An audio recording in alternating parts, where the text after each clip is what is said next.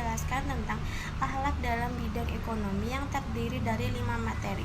Yang pertama ada akhlak Islam dalam bidang produksi, yang kedua ada akhlak Islam dalam bidang konsumsi, yang ketiga akhlak Islam dalam bidang sirkulasi, yang keempat akhlak Islam dalam bidang distribusi, dan yang terakhir adalah akhlak Islam dalam bidang bisnis.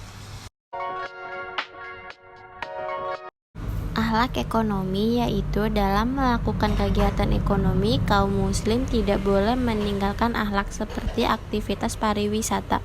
Kaum muslimin tidak boleh mengizinkan membawa minum, kamar, atau menjadikan rumahnya sebagai tempat berjudi, serta menghalalkan yang haram lainnya.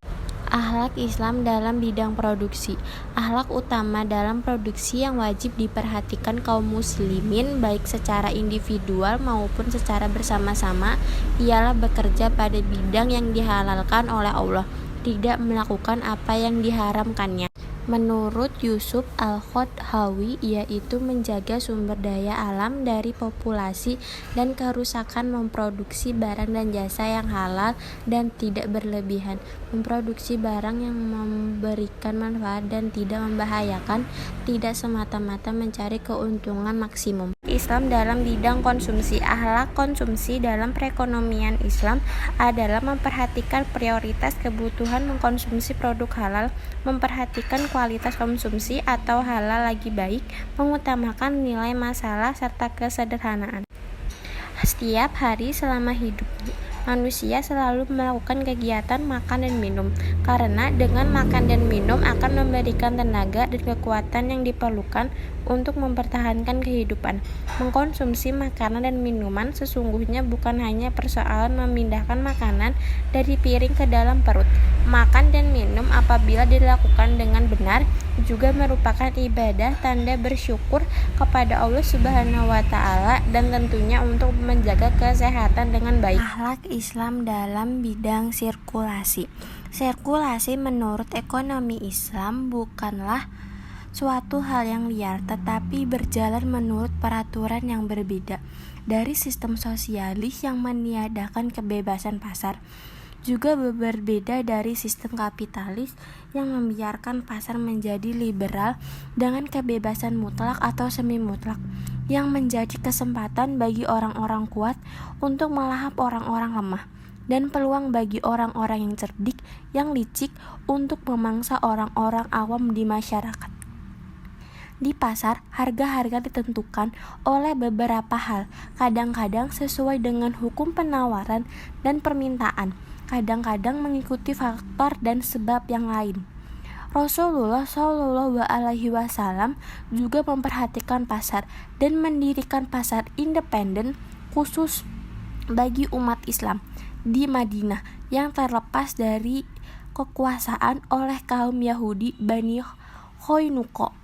Beliau sering menginspeksinya dari waktu ke waktu dengan memberikan penyuluhan dan pengertian, memberikan peringatan dan teguran, dan memberikan pengawasan dan pengairan etika. Akhlak Islam dalam bidang distribusi. Pandangan tentang kegiatan ekonomi dalam Islam yaitu distribusi. Tersirat dari bahasan ekonomi sejarah Islam mencatat bagaimana perkembangan peran kebijaksanaan fiskal dalam sistem ekonomi mulai zaman awal Islam sampai kepada puncak kejayaan Islam pada zaman pertengahan.